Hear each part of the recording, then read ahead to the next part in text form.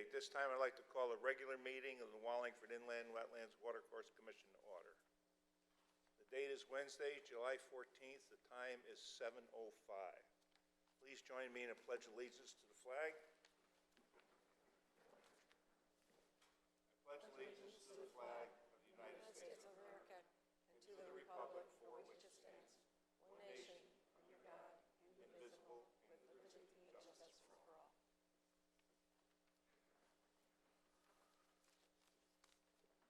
Roll call.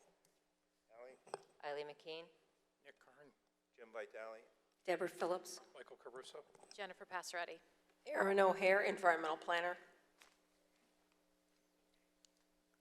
At this time, I'll entertain a motion regarding the minutes of the June 2nd meeting. Is there any corrections? Mr. Chairman, I'd like to make a motion that the minutes of the June 2nd, 2021 meeting be accepted as submitted. Motion made. Is there a second? Second that. Motion made and seconded. Any discussion? I'll call for a vote. Nick? Yes. Deborah? Yes. Mike? Yes. Jennifer? Yes. Yes. Okay. Going into old business. Application A2 6.1, 356 Christian Street and 104 Rosemary Lane, Choate School Sports Field. Now, Aaron, did you say this, they withdrew this at this time? Yes, they submitted a letter requesting they're going for it to be tabled for tonight and present the September meeting. Okay. Application A21 6.2, 45 Hill House Avenue, Choate Rosemary Hall Facility Housing.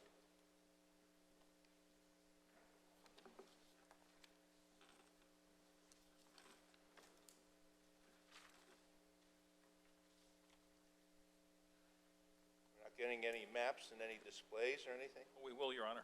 Oh, good. Your Honor, that's correct.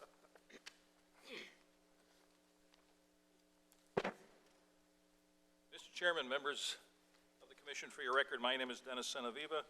I'm an attorney with the Senaviva Law Firm. I represent the owner and applicant. With me tonight, Patrick Durbin, the Chief Financial Officer of Choate Rosemary Hall. He's in the nice new seats behind me. To my immediate left is Megan Raymond, who's the soil scientist with SLR, formerly Malone and McBroom. And up at the easel, preparing for the presentation, Darren Overton, who's our project engineer also with SLR. By way of just some introduction to the property, you can tell from the application the parcel is about 0.51 acres. It's located on the northern side of Hill House Way. Wait a minute. 0.51? That's a half acre. 5.1, I'm sorry, 5.1, thank you.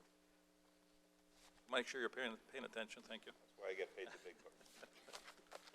On the northern side of Hill House Way, a private drive owned by the applicant. The parcel is or has been developed in the past with a house, a cottage, and several garage structures, some of which have been removed. The wetlands were flagged by SLR in March of 2021. Now, the applicant proposes to construct a new private drive. It's about 500 feet in length. It's 22 feet wide as proposed, and to develop 7 new residential homes and to renovate the one existing house for faculty housing. So it would be exclusively for faculty housing. Jurisdictionally, as you'll note from the environmental planner's report, we are here because of several thresholds, one of which is that there is some regrading of location where the garages were before. It's about 1,450 square feet of regrading within the upland review area. There's no activity within any wetlands, and no structure certainly even in that regrading location. There's new impervious area with the drive that exceeds the 20,000 square foot threshold and exceeds the 10,000 square foot threshold when there's already more than 20,000 square feet of impervious area. So we're here, and Aaron's letter of her report of July 9th notes other activities such as discharge of stormwater that bring us before you. Now, Darren's going to explain the plan. Again, we've given your staff reports. There was a response to several of the planner's environmental planner's comments, and Darren will go through that with you, Mr. Chair.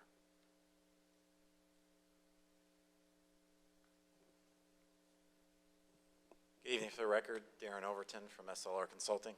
I'm a licensed professional engineer in the state of Connecticut, working with the applicant to design the site plans for the project. So the first plan that we have up there is an existing aerial which shows existing conditions, and I believe I can use that microphone there. I can point to a few things at the board.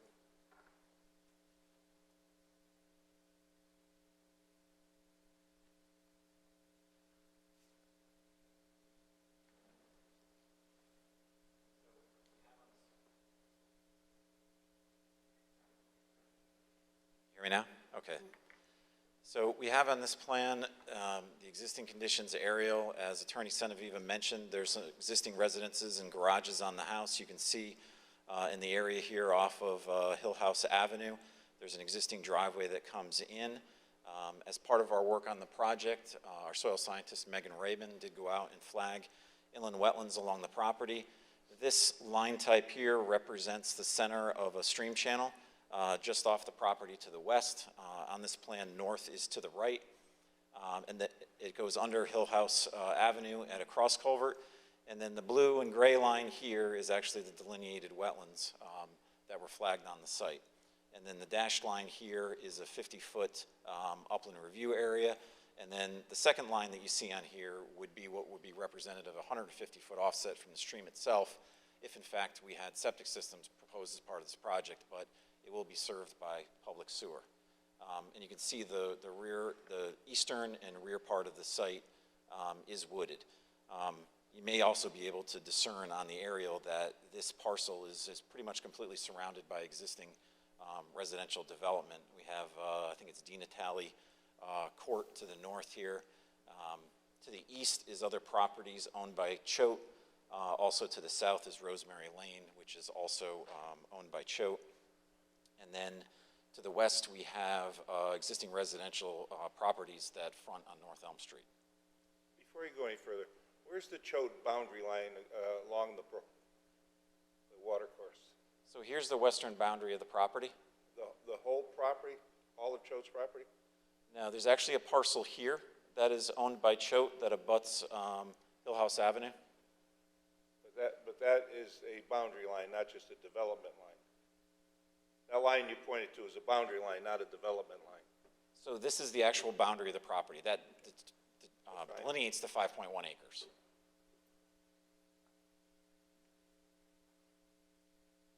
There's a high point on the site. It's kind of over in the northeast corner. The way the existing grades on the site basically slope from east to west. And then there's a broad valley here in the central portion of the site that drains to an existing cross culvert under Hill House Avenue. Then there's a ridge that runs through the center here. And then from then on to the west, this slopes gently towards the stream corridor itself. So as part of the work we've done on the project, we looked at laying this development out in a manner that recognized the existing watersheds and tried to maintain those to the extent possible. So under proposed conditions is a proposed rendering of the site plan that was submitted as part of the application. And as Attorney Senaviva mentioned, there's 7 new homes that are shown here on a new driveway that terminates in a cul-de-sac. That driveway is about 500 feet long. The existing home here will remain. There's an added garage that goes onto that existing home. As part of this, we have extension of sanitary sewer system from Rosemary Lane, extending up the driveway to serve all the new homes. We also have a stormwater collection system. This will be a curb driveway. So there's a pipe and catch basin system that collects stormwater runoff from the roadway itself and what runs onto the roadway. And we have a proposed detention basin located down here adjacent to what is designated as Lot 8 along Hill House Avenue. And what happens under proposed conditions is as we develop this driveway, it actually comes up mainly along the ridge, and then the cul-de-sac extends over a little bit down that western slope. So if we look at the watershed maps, which were included as part of the stormwater management report that was submitted, you'll see there's what we designate as watershed 10 on the east side, which drains through that central valley to the existing cross culvert. And then we have watershed 20, which is essentially the watershed that drains west along the slope down towards that existing stream. Eventually, this all comes together. The cross culvert here drains to a valley here. It all makes its way to the stream within close proximity, but we recognize this dividing line as an important feature that we should maintain, and it always makes sense to have your driveway or your roadway near the high point of the site. So as I switch to the proposed watershed map, you see there isn't a whole lot of change between the watersheds, but you'll see this line does shift somewhat. And it shifts because of the cul-de-sac itself, which we want that pavement to drain back into the drainage system and be treated in our stormwater basin. And then the front yards of the homes here will pitch towards the roadway as well and go into the stormwater basin. So what we've done here is we've reduced the watershed that drains to the west towards the existing watercourse, and the majority of the new impervious area, including the driveway, we've brought down to the stormwater basin. And then as part of developing this and sizing it to have no increase in runoff for the project to handle the impervious surfaces, we've had to upsize the existing cross culvert here for that to be able to handle a 100-year flow potentially coming out of that basin at some point. As part of this, we also want to encourage groundwater recharge. So we're proposing dry wells for the roof leaders to tie in on each of the homes on the low side here on the west for these 3 homes, and also on this side for the 4 homes here. We have footing drains that discharge out to the slope. The groundwater, as it moves, in general, will move from the high part of a site to the low part, and really the low part in the area is the stream, so we believe the groundwater in general is moving towards that stream. So the footing drains that we put in here are really just temporarily intercepting a portion of the groundwater to protect the foundation itself, and then discharging that back to the surface. For the most part, when you have wetlands on the low side of a slope, those wetlands occur where the groundwater is starting to break out and feed that wetland vegetation. So there's a minor interruption of groundwater here, but we're not diverting it from one area to another. It's coming out to the surface where it will continue to feed the wetlands and provide base flow for the stream itself during low flow conditions in order for those wetlands to continue to thrive. We've also provided a soil and erosion control plan as part of the package. There's about 3.2 acres of disturbance in order to develop the 7 homes addition in the driveway. We've provided topsoil stockpile areas. We've surrounded the perimeter with silt fence. We've provided for in areas where we have some of our steeper slopes adjacent to here, and here we have blankets in order to immediately establish those slopes to be non-erodible. So we put together an erosion control plan that we believe is more than adequate for the amount of disturbance that we have here. As Attorney Senaviva had mentioned, we have 2 wetland disturbances. Those are associated with, and you probably see them best on this plan. There's one here, A, which is part of a former garage that has already been removed. Part of that pad we're regrading that goes into the 50-foot upland review area. And then there's existing garage in this location, which did show on the existing aerial. That garage is going to be removed, and there's a corner of that, about 250 square feet. And as part of removal of that slab and foundation, we need to regrade and restore vegetation there. So there's a little bit of disturbance within that 50-foot upland review area, but very minimal disturbances. There was a soil report that was submitted as part of the application, and also a stormwater management report that was submitted that shows the calculations that have, basically represents calculations to prove what I'm describing here to you as far as our stormwater management, and that's been reviewed by your town engineer, and I've understood that those calculations are acceptable. And as part of our work, we've also reviewed and responded to comments from the town engineer and also your staff person, and we believe we've responded to all of those appropriately. So if the commission has any questions for me, I'd be happy to try and answer them at this time. I'd like to hear a little bit about the retention pond. Sure. So that basin is excavated into grade here about 4 feet or so, and we have a berm that is developed on the low side. That berm, we have some permanent basically soil stabilization. There's a mat that goes on there to stabilize that immediately, and then there'll be vegetative growth over the top of it. We have the catch basin collection system that has sumps in it. That will discharge to a 4-bay as part of the basin. The bottom of the basin has water quality volume in it to meet the DEP requirements, and then the storage above that is to meet the peak flow attenuation requirements based on the change in land cover for development. We have an outlet control structure that meters back the flows as part of providing for the peak flow attenuation.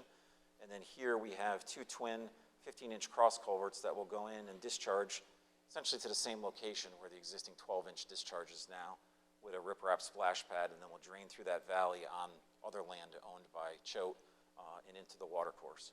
We also have an underdrain, recognizing that the soils out there are not highly permeable.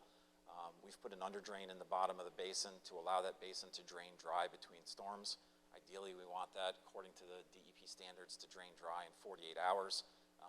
I think with the length of underdrain we've provided there, it will drain in an initial installation quicker than that. As time goes on, there will be some clogging, and it will slow down a little bit over time. And we've included maintenance for that as part of the maintenance program for the stormwater management system. So if I've missed anything, I'd be happy to answer further questions. And the outlet structure is constructed of what? Concrete. What is it, got a weir in it, holes? What's the design?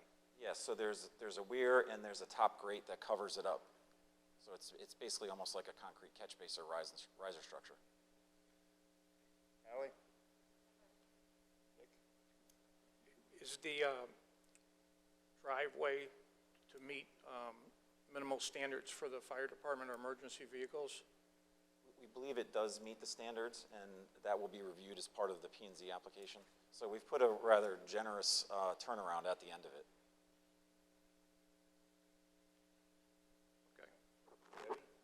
Snow storage? So there will be snow storage, ideally, right along the cul-de-sac here. We expect that as snow removal is done, for the most part, driving along the roadway, it'll be pushed to the side. The residents of the homes will need to shovel out their driveways and push that to the side from the plowing of the main driveway itself. And then the cul-de-sac, we would likely be pushed to the low side here, the open area, where that could melt and run through the existing vegetation down back into the watercourse. No questions. Jennifer? I don't have anything. Aaron? Darren, could you refresh my memory about the emergency spillway on the storm basin?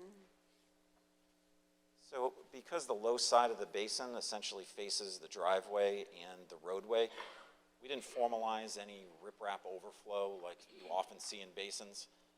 Instead, the berm itself is all set level, and that's why we've put the reinforcing mat, turf reinforcement below that, so that if this was ever to fill up, if this was to clog and the outlet structure fail, now keep in mind the outlet structure has a fail-safe in it.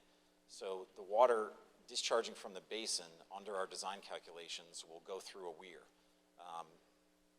There's also a grate on top. Under normal conditions, as part of the design, there's no flow through that grate. So if the weirs themselves get clogged, there's a grate on top where the water will flow into that grate before it goes over the top of the berm. If everything fails, then the water would spread out over the entire length of this berm. So the entire length of it would be essentially the emergency overflow. It would flow into either the driveway or the roadway, and then down to the low point in the road where the cross culvert is near the stream. Should never happen, but never say never. I will point out that we don't have final comments from the engineering department on the revised plan for this. But her position is she can handle that when it goes to planning and zoning. So I just want to go through the history on this. Okay, the application came in on June 1st. June 2nd, the Wetland Commission received it. I got the first set, town engineer's first set of comments on June 21st. I went out to the site on June 22nd. On July 1st, and I forwarded the comments on June 22nd to the project engineer and the applicant on July 1st. The revised plan set came in, and the drainage calculations and so on, and I sent them up to the engineering department. And this, all this material went out in your packet that you got Friday night, along with the environmental planners report. And I guess one thing to reiterate, the biggest thing with this application, and Darren, if you could get ready to answer this, is that it's brought in under the impervious surface provision of our regulations. So it's proposing 35,000 square feet of impervious. So do you just want to underscore the design elements that address that impervious, that creation of impervious surface?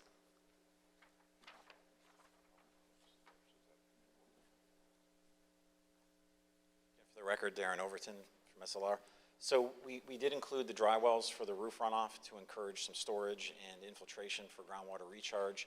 And then the stormwater basin itself has the water quality volume that DEP recommends for treatment of it's going to treat the driveway and the impervious surface associated with that. So we've provided water quality management in that manner in order to treat the runoff from the impervious surfaces.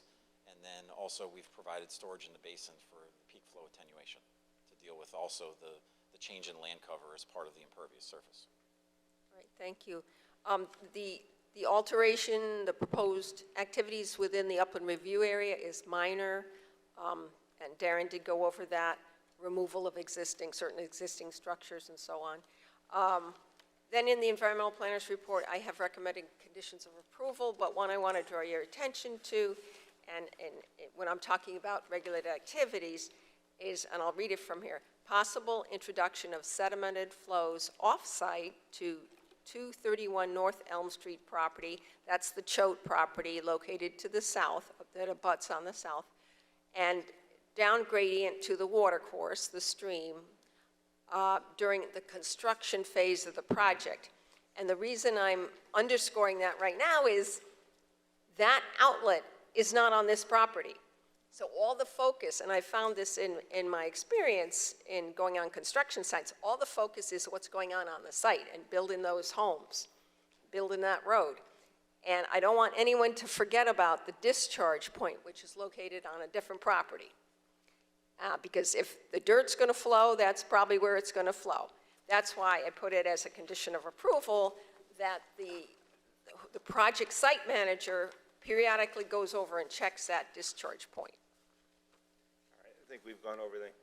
I'd like to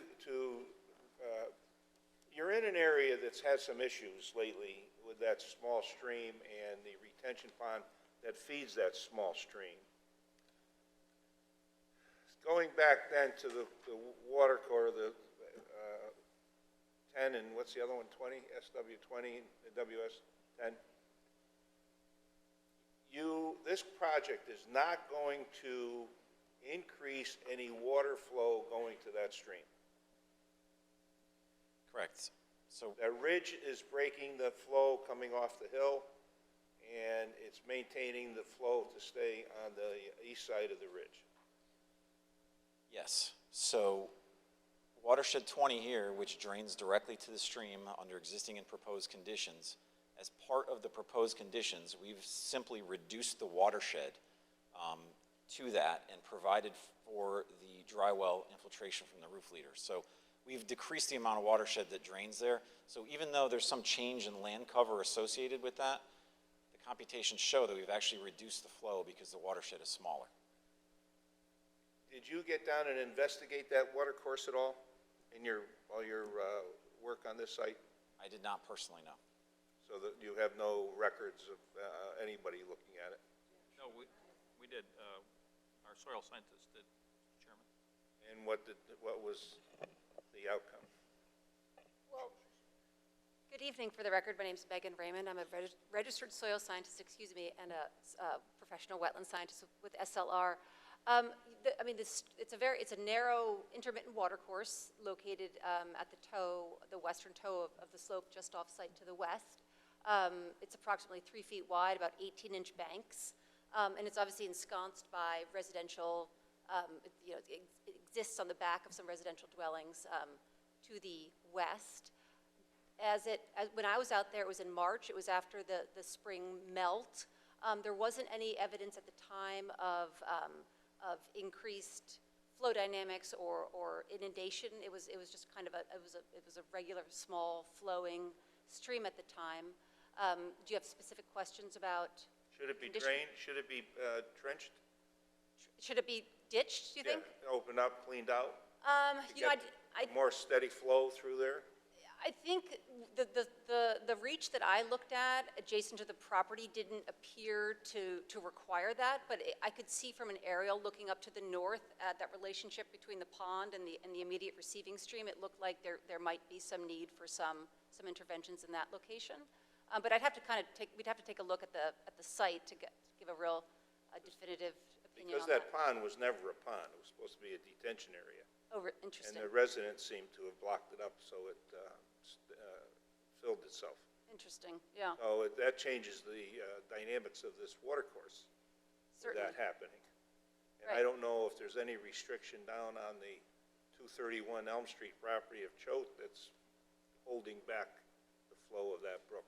Mm-hmm. It was just something that came up.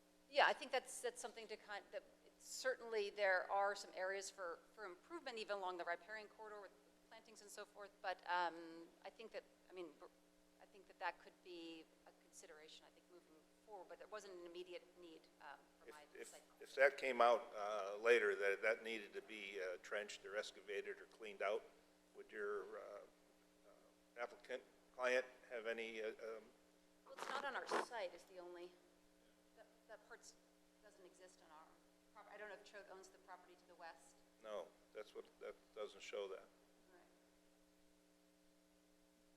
Just that one that has. No, just clean and be maintained, put over trenches. We opened the channel up. I don't know if it'll ever come to pass, but if you got a contractor out there working, As long as we're not trespassing, we always take a look at it, Mr. Chairman. And again, I think one of the reasons that SLR designed the project the way they did was to decrease the watershed, going to that watercourse, recognizing, because I know Aaron your planner did make us aware of the fact that there was some concerns about homeowners changing the nature of that detention basin. I know another site in town that we recommended a channel be put through a very active wetland, and it served its purpose. It did the right thing for the wetland. Okay. On the water and sewer, you said it's going to be public water and public sewer?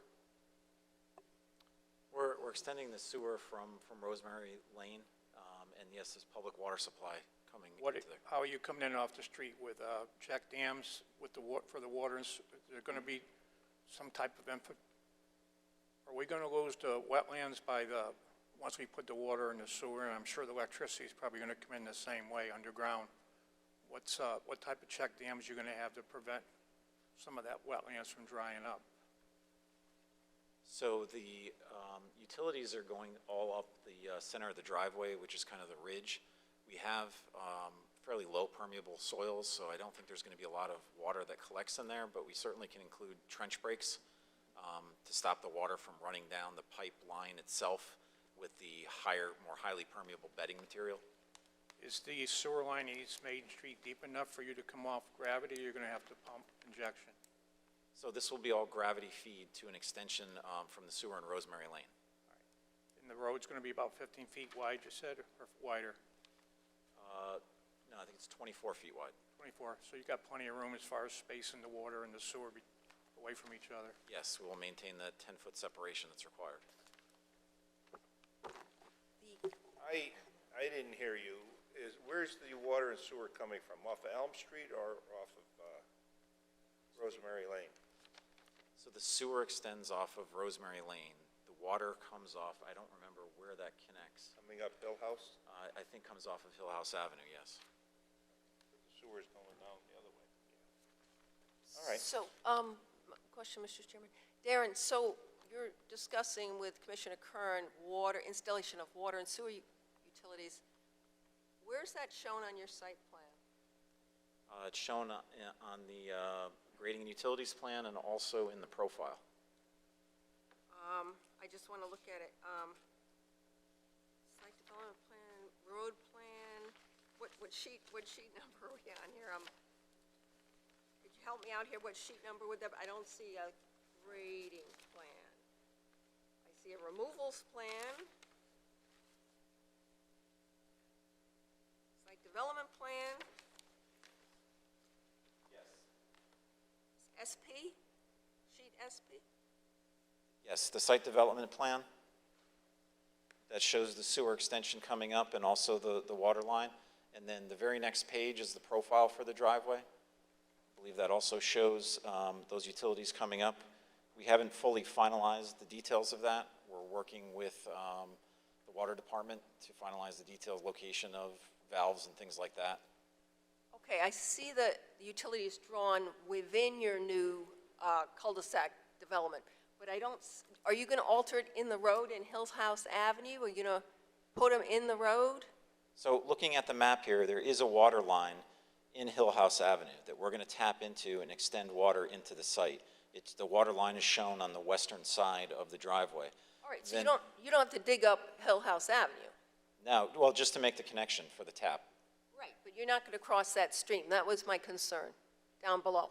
So then the sewer connects here in Rosemary Lane, comes off of the roadway, and then runs up across Hill House Avenue and right up the driveway to serve the new homes. Have you checked the sizing on that to make sure that there's going to be adequate water? I believe we have documentation from the water department regarding that. I believe there's adequate flow and pressure to serve these homes. Yeah, I was just concerned if you're going to have fire extinguishers and just have a main line and then tap. We still need to have a review by the fire department, and we're going to certainly comply with their standards. So basically, then there's a lot of add-ons to be put on your final draft to give us for decision. Give us or give the planning and zoning? Well, no, I mean, he's still up in the air about a lot of these things. Sizing and, No, the water main is going to come along the western side there, and it's going to, connect into Hill House Avenue. So that will come up, likely be an 8-inch extension up to serve those homes, and then there's probably an 1.5 inch or smaller service line that will come into each of the homes. And the sewer extension basically will follow that alignment. Once we come off the road on Rosemary and come up, that'll be an 8-inch sewer main. So there's an extension of a gravity main with manholes, and then 6-inch laterals will come off of that main. okay. Okay, let's move on. I will point out that I missed that, the sanitary, in my review, I missed seeing the sanitary installation on 231 North Elm Street property, and I don't see any erosion controls for that installation. Am I missing them?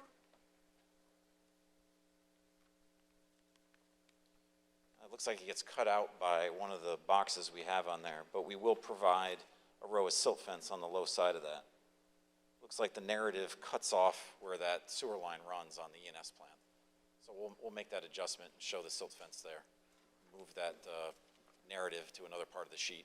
All right, we can add that as a condition of approval if the commission is so moved to approve this tonight? More than willing to accommodate that. Are you in agreement with all the conditions of approval, We are, Mr. Chairman. including this one that shows the soil and erosion control on the sewer line from existing going to the future? Okay, commissioners, any other comments?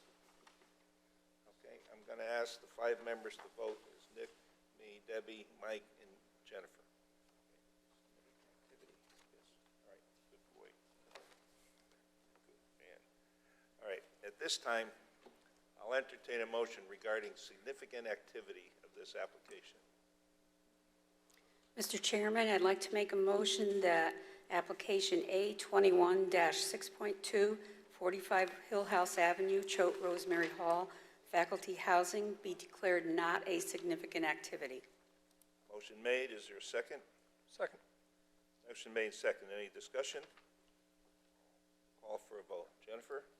Yes. Mike? Yes. Deborah? Yes. Nick? Yes. Yes. Mr. Chairman, before we go on, one more thing. I forgot to mention, I handed out tonight the project engineer's responses to comments. You have it in front of you. And he's responded well to the comments, and he plans to make all these minor revisions in the final site plan to come in. And that is, what I just said, is wrapped up in, that would be, that would be condition number 2. So there are several little items, details, and that will be taken care of in condition number 2. they've agreed to all those conditions. I'm sorry? They've agreed to all those conditions. Yes, Yes, so I and don't we're know going to why add it that needed to be one condition reiterated. tonight. Okay, this time I'll entertain a motion to approve or deny this application.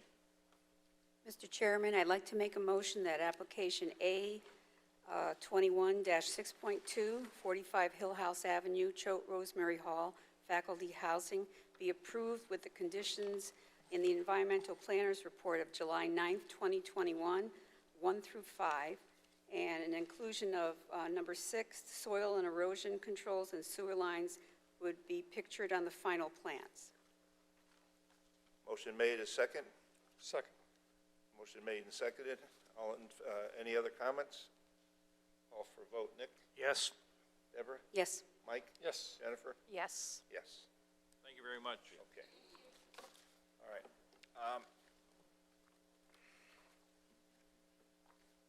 There's a lot of things that came in late in the game, but I think Mr. Chairman, next, can we have someone in the audience that wants to say something, if you, well, can you say regarding this application? It's over and done with, but if you want to speak, they might be interested in hearing. Attorney Senaviva, can you hang on just a moment?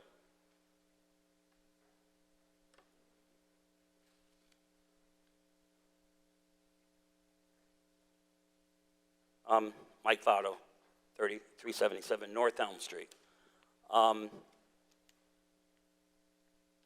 Just forgive me, I'm not an engineer in any way, shape, or form. I'm just going to be affected by this again, and I just had a few questions. First of all, with all due respect to anybody, nobody ever let us know on North Elm Street that Choate was even thinking of this. I never got a letter in the mail that our properties were abutting this. I had people walk on my property that I found out afterwards and placed ribbons all around, and that's what made me think there was something going on. I called Choate School, and I got very little information, and I found out afterwards they knew more. That's my preface. Mentioned something about a ridge in the center that will, from there, the water will slope to North Elm. Is that what I heard? Nobody answers. Is that how it goes? Mr. Votto, I'm sorry, but this application is over. I mean, to ask the questions, that's why I spent so much time talking about the. I know you did, and I appreciate that, but I didn't know I thought you were going to give a time to speak. I've never been to one of your meetings. Actually, it's not a privilege to speak at the meetings. It's not a public hearing. That's the only thing. I'm happy to have you speak. I thought the answers were solved, or you got some answers by me quizzing them on the ridge and the flow and the. I heard, yes, and I appreciate that. Excavating. I don't know if I can ask them to answer your questions. I think they have their application. I think it's up to them what they want to do now. Okay, so if you just bear with me, what's the process from here on in? The inland wetlands approved this as they stated. Now where does it go? Planning and zoning. And planning and zoning looks at all the stuff they gave you tonight, all the information. We'll go to planning and zoning. And then they'll decide. Planning and zoning will decide. Okay. Well, I guess there's no sense in me continuing other than say that, first of all, it is not a stream. It is a very active brook. And it is totally eroded. And I think, I have to say, I don't think you should have approved this, knowing what I'm going through and all the other property owners, and they don't even know what's going to happen to them. Trees are going to be taken down. They hold and they stop erosion, and they're going to be taken down. I haven't heard how many trees are going to be left between the backyards of the homes on North Elm and this new street. Anyway, I guess I have my next step is to go to planning and zoning and see if they could put a stop to this, because Choate, you're not being a friendly neighbor. You did not let anybody know you were doing this. Hang on a minute.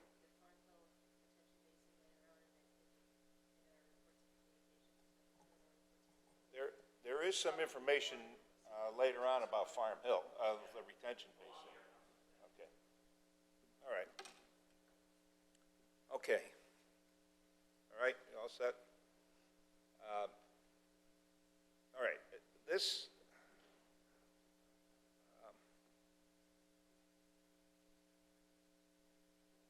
there's a application slash possibly executive approval, administration approval that's been kicking around the office, and I think we'll go into that next. This is an application for Jeff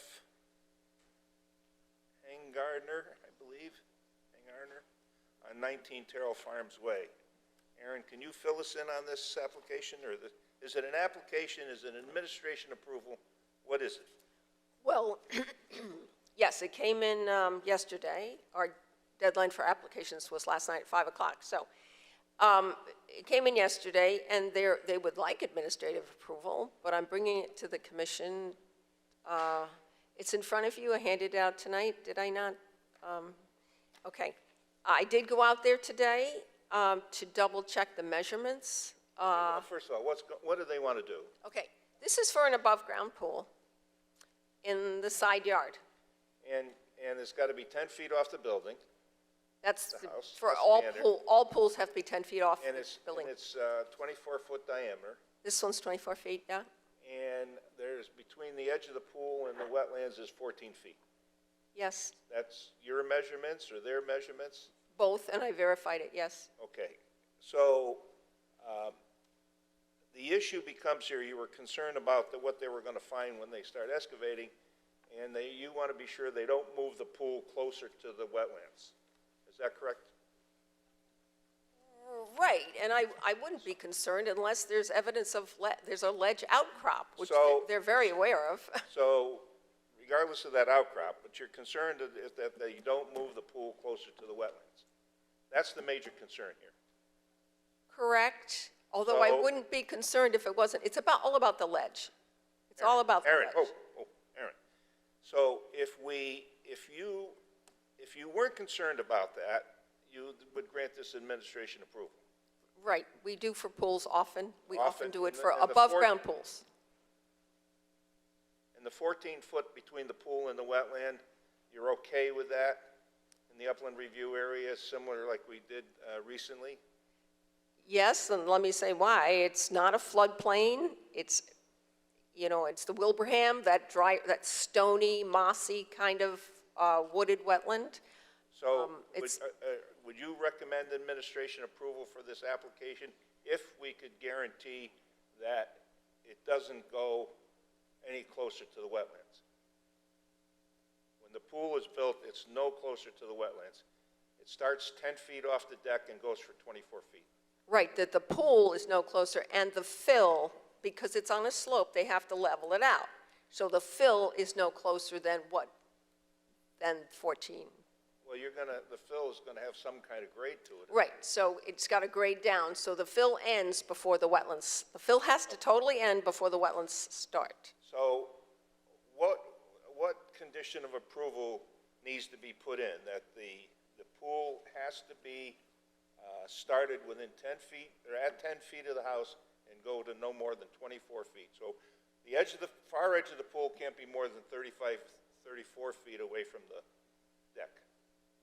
Correct? And if it is, they have to come back here. And there's an and the fill does not go more than 14 feet from, the fill cannot go more than the wetland. It has to go less than the wetland line, Yes, totally agree. any portion of the fill. Do the commissioners understand what this person is requesting? Ally? Yeah, there's just two things. I want to see S&E control fencing up for that fill that they're going to move around the yard so it doesn't go in the wetlands, because it's going to be a steep or semi-steep slope. And then you can hand out some of your wetland plaques. Oh, that's something I didn't think of. This should be attached to your, the application with the yellow. The yellow indicates the upland review area, and it indicates the hay bales, which Commissioner Kern just mentioned. These dashed lines are hay bales, or silt fence, either one. And of course, they have to be in place before they commence. I come out and check them. That I would like the commission to Okay. consider that. You all set, Nick? Yes. Debbie? I'm all set. Michael? Also, Jennifer? All set. So we're we're gonna allow you to issue an administration approval with all those conditions that you're dealing with. Correct, and you grant the administrative approval. Yeah, we grant the administration approval. All right? You want that in the form of a vote? Well, I think I got it. I mean, I've got it. All right? Oh, but it's not a vote. It would just be you as chairman. Yes, Yeah, yes. But you got the details and all this, that's done. I'm squared away. Okay. Thank you. All right. All right. Now,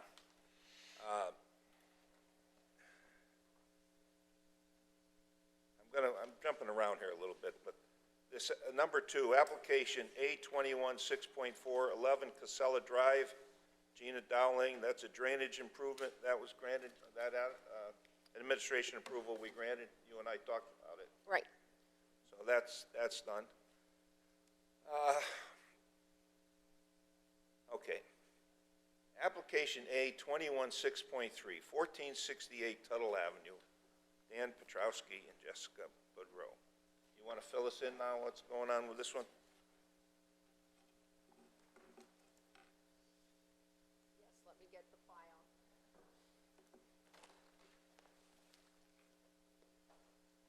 Good evening. Good evening, how are you? Okay. This started as a pool application sent to the building department. And as of about 3 years ago, the building department sends me every pool application, every deck application, every addition application to make sure. And it also sends it to the health department and zoning. Go ahead. So we catch things. So in this case, I knew when I saw the address that they're on Fresh Meadow Swamp. That's a 95-acre unique geological swamp over on the west side of town, which we've dealt with before. We had a big violation on Tuttle Avenue. So I went out there, and then I stumbled upon the violation, and that letter went out in early June, I believe, the violation letter. You all received that previously, and the violation was affirmed last month by the commission, and so in the violation letter, the family was directed to do many things, and one thing they were directed to do was to apply after the fact for this in-ground pool.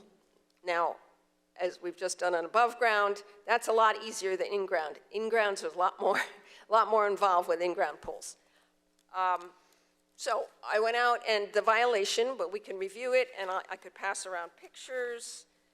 The violation entailed cutting down, I don't know how many trees, but a whole mess of trees in the swamp area, mature trees, and chopping them up. Maybe some were taken off site, some were dumped there. I found them deposited in the swampy area. Then they erected a 6-foot high, I don't know how, 100-foot long or 80-foot long, white vinyl fence. So at the rear of their yard, so they weren't going to look at the debris pile behind there. And part of the white fence is erected in a wetland, standing in water, and part isn't. Anyway, so then part of the notice of violation directive was to get a wetland scientist, so I could figure out what is going on. Where's the wetland line? When you go out there after all these years, you can see fill. You understand where fill is. You can just see it. And so the wetland scientist they retained was David Lord, and he went out there and he put flags where the wetland line was, and he wrote a report. Now, the reason they were delayed in submitting it is they wanted to wait till his written report was in. The flags were out there a long time ago, but it took a while for him to turn in the written report. So the written report does show the line between fill and wetlands. It doesn't go into the history of the fill or how deep the fill is or whatever. And there is some discrepancy or some uncertainty, I should say, about when that fill actually went in, because these folks bought the home in October 2018. So it's not clear. I've gotten some aerial photos. The filling seems to have been done in 2018, but it's not clear if it was done before or after the home was sold. The filling of the yard, where the lawn is now, I'm speaking of. Anyway, so the fence needed a permit. If I had seen the fence permit, I would have caught this earlier when that fence went in, but the permit I don't know if they got a fence permit or if building department just didn't refer it to me. You only need a fence permit if your fence is over, at that time, 6 feet. Now it's 7 feet. They changed it to 7 feet is the new limit on fencing. Anyway, so what's going on now, and I'll show you a drawing of, they came in with a drawing of their pool, and I haven't shown it to them. Everything's happening last minute. I did it to scale. I do want to show it to them. I haven't, I should have Xerox copies, I don't, but I would like to show it to them. I did scale it out because they don't have an as-built. This house was built like in the 50s, late 50s. So we don't get as-built drawings way back then. So we didn't have a nice plot plan, so I scaled it out as best I could. They want a pool that with the surround will be 45 feet by 25 feet. So the pool is the actual pool is a little less than that, but when it's all said and done, it'll be 45 feet by 25 feet, and their house is 50 feet long. So I'd like to pass this around the drawing.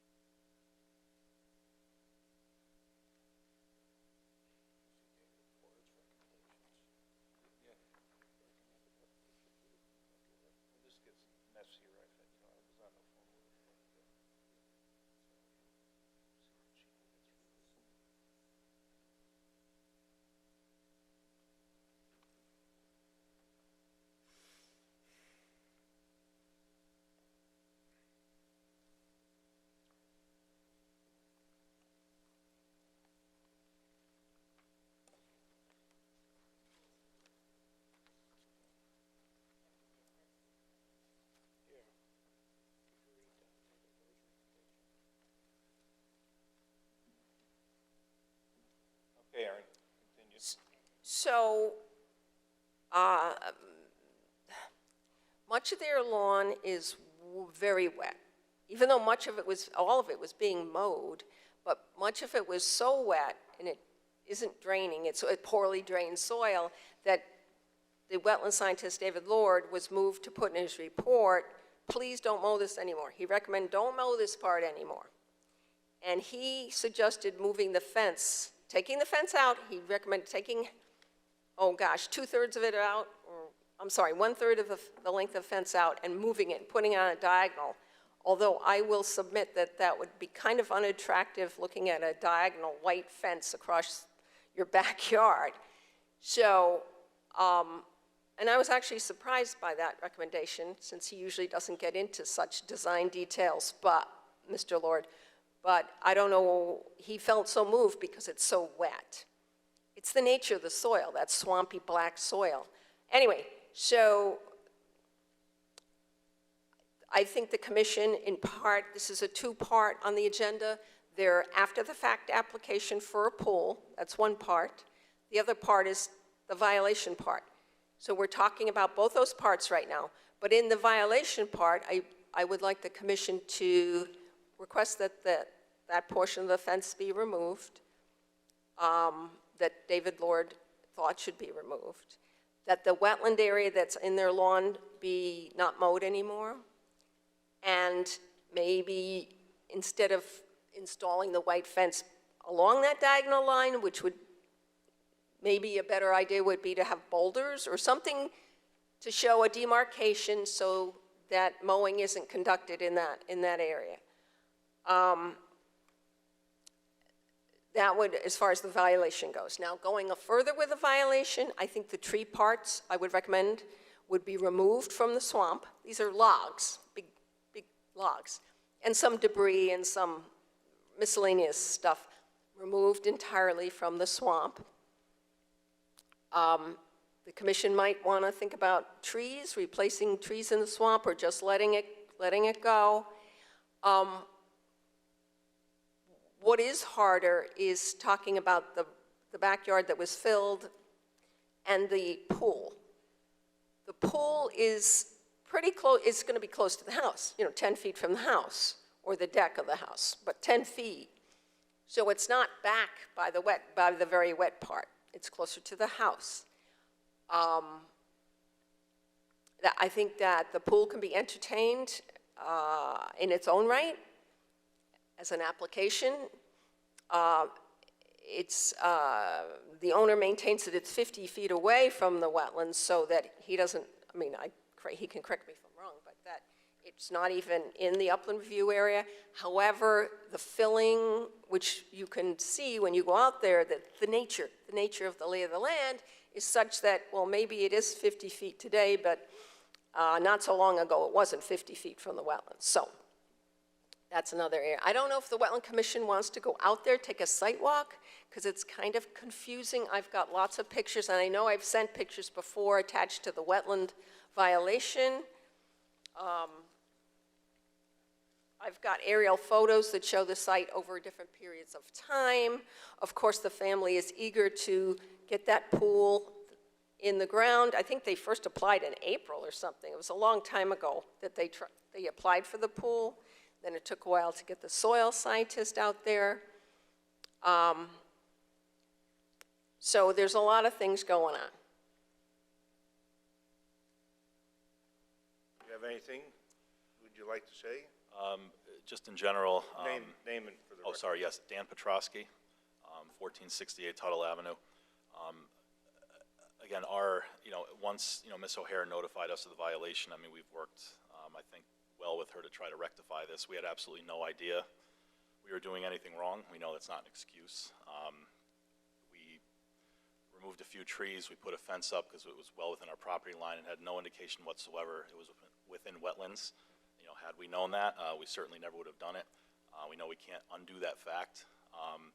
But the issue of the fill, we have not put one drop of soil in the backyard. The only thing we've done, we've removed a few trees that we now know are in the wetlands. And 7 panels of our 16-panel fence are in the wetlands. 9 are not. It's a 144-foot, white privacy fence that was erected mainly for security for our kids and our dog, and knowing that ultimately one day we were going to get a pool, we thought it would add an added layer of security in addition to the fence we'd put around the pool. I mean, we'd really like to keep the fence if possible, but as we've told Ms. O'Hare from the beginning, we want to work with the town. We certainly don't want to be in violation, but the only thing that's anchored into the ground right now from the fence are 8 5-inch by 5-inch posts. The fence is not flush to the ground. It's not boxing in our yard, and we had a deer in our yard yesterday running around. They can go, smaller animals can go under. There's less than a foot and a half of actual disturbance in the wetlands right now based on these posts, and I guess our position would be moving it would create more of a disturbance, but again, that's not our decision. I think I was going to speak about the fence, and Jessica was going to speak about the pool. Good evening, Jessica Boudreau, for the record, 1468 Tuttle Ave. Yeah, I mean, just to add to that, I mean, really, there was no indication whatsoever that we had wetlands. There was nothing on our housing disclosures. We did know that we had a wet area, which we now know is the corner of the wetlands, but as I think the description might have been a tad misleading, like we don't have a wet backyard. It's just one corner that does get soggy from time to time, but we've had landscapers and people who work on our yard that have said it's poorly irrigated, it's compacted soil, and that's why we had some drainage issues. And our neighbors run off all of their rain, and you could see, once it was pointed out to us, it flows down their driveway into the low area of our yard, right into what is now considered or shown to be wetlands. So it wasn't that we thought we had wetlands and disregarded it. There was nothing to indicate that. As far as any fill, Ms. O'Hare said we've only been there about 2.5 years. November will be 3 years. We have not filled anything. We have no knowledge whatsoever of any fill. Ms. O'Hare came out to our house a second time, and she indicated to us she was pleased that she didn't see any invasive plants or species or anything like that to show fill activity, and we really don't know anything about that. The trees, there's only 3 trees that now we know were in wetlands that we had removed. We removed some overgrowth that is not in that area. A few trees that had been rotting, that is not in the wetlands area now. And the pool, I think was already stated, it's 18 by 36 itself, and just, we're giving an estimate of the area around the pool, which would, including the patio and then the fence around that, would be 25 by 45. It could actually be smaller if we have a smaller walkway around the pool. But we have two different locations that we showed to Ms. O'Hare, and, you know, our one location is a good 50 feet away from the wetlands. So nothing, you know, and our pool company is completely aware of this. He and his company will be mindful of the installation. I mean, we certainly don't want to disturb the wetlands anymore, but there's room for it. You have a pool contractor then? Yes. And was there any discussion about when he opens the hole up, if it fills with water, if it's a high wetland table? Did that bother him? Does that bother him? One of my questions is it going to be a tub or a plastic liner? What type of pool are you going to put in? Well, it does have a plastic liner, but it's, Gunite? It's a prefabricated kind of mold, is the way he described it. yeah. They did mention something like not if, because we think you have wetlands. They never once indicated that to us, but they did. I remember him saying, like, if we find water, we're going to charge you an extra $1,000 or something to put something in. But it was just standard practice, not like, I think we're going to hit water in your yard. But he was not concerned about it. Well, of course he wasn't, because if he digs down in the ground and the water bubbles up, he's going to charge you $1,000 yeah. more to pump the water out. The other problem you have is if you put a plastic liner type pool in the ground, if you don't keep the water filled in there in the wintertime, the pool will actually lift up out of the ground. So, I mean, these are things that they should forewarn you about. So Yeah. we're concerned about that being, that area is real wet. It's swampy. Now, we don't know if it's swampy because there's a ledge under there and the water can't dissipate, or it's because there's natural springs and all those things there. So, I mean, these are things that you should look into, Be aware of, be yeah. aware of before you do get the decision for the pool. The other thing I had a question on is Aaron's talked about the logs in the wetlands or in the swamp area. Our normal practice is if they're not big logs, we leave them there because you're going to do more damage dragging them things out of the swamp than if you leave them there, they'll rot and decompose and then they're nobody's way. So I'm not sure where she's going with that issue as far as she wants you to take the logs out. Because I don't want you to go in there and do more harm to the wetland area trying to get them out. The harm is already done. They're laying in the wetlands. Yeah, we actually stopped, once we became aware of this issue, we didn't remove anything else. But the actual logs are not even sitting they're not technically in the wetlands. The wetlands starts Some of them behind, are. well, on the right side, yeah. Yeah, one Small portion of the yard, there are some logs in the wetlands that are quite large. There's something that I wouldn't be able to move. We'd have to, I mean, they're big solid tree trunks that didn't necessarily originate in the wetlands, but are there now. The other thing is the picture that's going around here, is that a picture you drew where you wanted to put the pool, or is that something Miss O'Hare drew for you? That's where the pool could go. If it's the one that she just passed out tonight, I believe that's one she drew. We had dropped one off on Monday, kind of with the scale the best we could, kind of taking into account David Lord's soil sample report and where the wetlands were. We have an ideal location, and then we have a second location as well.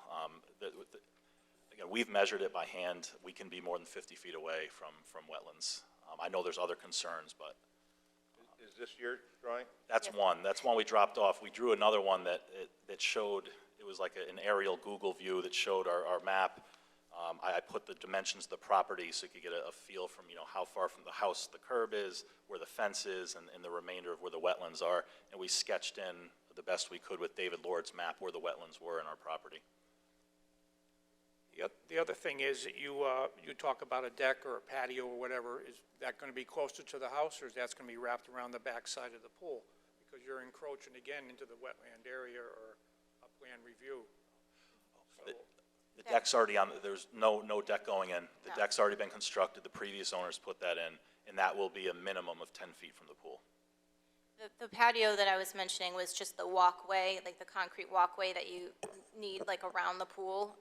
and a little bit of patio on one side, but that's all enclosed within this 25 by 45-foot rectangle that we have, which, so the entire thing would be more than, would be 50 feet away, or could be, or between 40 and 50 feet away, depending on which location it goes in. Okay. And The commission have any questions for the applicant? Okay. I just want to point out, I just handed out the drawing that Mr. Poprosky just said. I couldn't find it in all the papers, but I found it and I handed it out. It was the sketch drawing that he submitted a few days ago. Okay. Aaron, you mentioned there's two parts of this discussion tonight. Let's take the pool discussion. What's your recommendation with the pool? I think that a pool can be permitted. We permit pools, in-ground pools, with, never in a wetland, but certainly within with 20 feet, 15 Tonight? feet of a Can wetland. be approved tonight? I'd actually kind of like to see a real map. I mean, not that I really count tonight because I'm an alternate, No, you No, can't. no. but that's the wrong I thing. think it would be That's nice not to a see an actual map with the wetland flags, you know, In to relationship to scale, where the yeah, pool is? to where this pool is proposed to go. I mean, that's just me. I mean, I don't know how, I mean, we're not engineers. Yeah. I scaled it the best I could yesterday, or on Monday, with the dimensions of the lot, the length of the fence. I mean, we've measured it. I mean, I don't know how we're gonna do anything more precise than what we provided, There's other than nothing hiring an else. engineer. there's nothing else on Google Maps that we can find. I think she's I don't know what else- referring to an engineer. Well- Get out there with an engineer. Usually an application comes before us, it has an engineer involved that will design for you he'll talk to you and you'll tell him what you want, and he's going to design what can go in there. But food for thought, before you do this, you may want to talk to the pool guy, or if a neighbor's got a backhoe, and come over and punch a hole in the backyard, not in the wetlands, but where you estimate you want the pool to go, and see what kind of quality earth you have underneath it. You may get down 3 or 4 feet and find out you got solid ledge up there, and you can't put the pool in. So before you waste the money on the engineer, you may want to do your homework and see if it's feasible for you to even have a pool on that lot. I think that it's probably a good idea to not trust your pool guy 100% with all this. Aaron? Oh, the commissioners, anything? No. Aaron?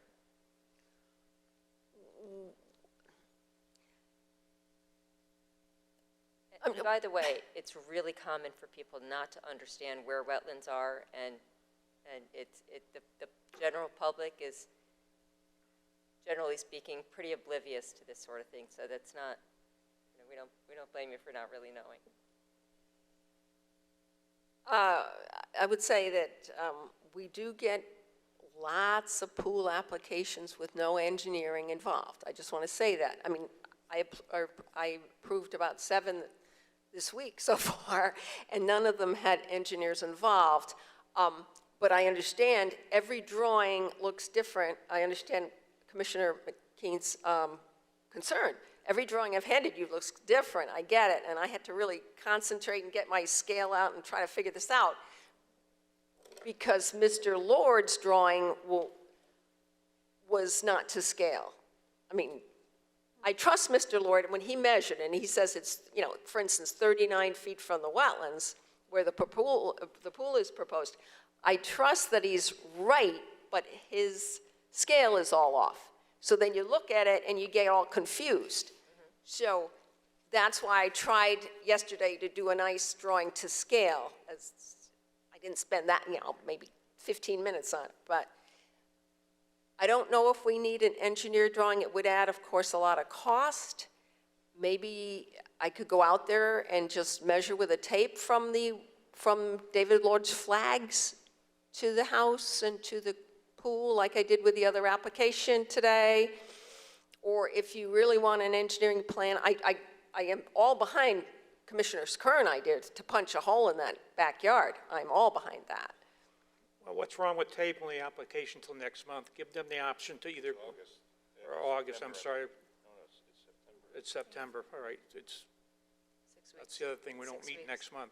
But I just, as a homeowner, knowing they're both probably working people and their money comes tight, I can't see them even hiring an engineer until they find out whether actually they can put a pool in the backyard. Then I would recommend, because of all this confusion, to have an engineer just design it, let him stamp it, it's his livelihood. So he can come back and say, your pool's gonna be here, tell them where their pool is gonna be, and then we can agree to it, and we can either say yay or nay to it. Oh, would the engineer be doing the, punching the hole, so to speak? Would he be part of that, involved in that? No, he doesn't have to be part of that. Oh. He must have a neighbor that's got a backhoe or anybody but the pool guy to come over there and see if Where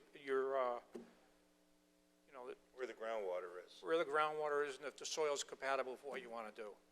That's all. You may change your mind, you may not. It's just that we're not appointed to tell you, to design your pool area and tell you where to put it. You got to come to us and say, here, this is what we'd like to do. Okay, so not.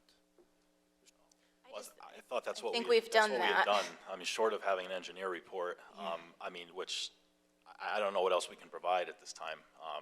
We're not, we're not looking to rubber stamp anything, but in terms of our expertise and what we can do, I think we've exhausted it. Yeah, So if they do run into a high water table, and they said their pool guy would charge an extra $1,000 or something to put in some kind of drainage,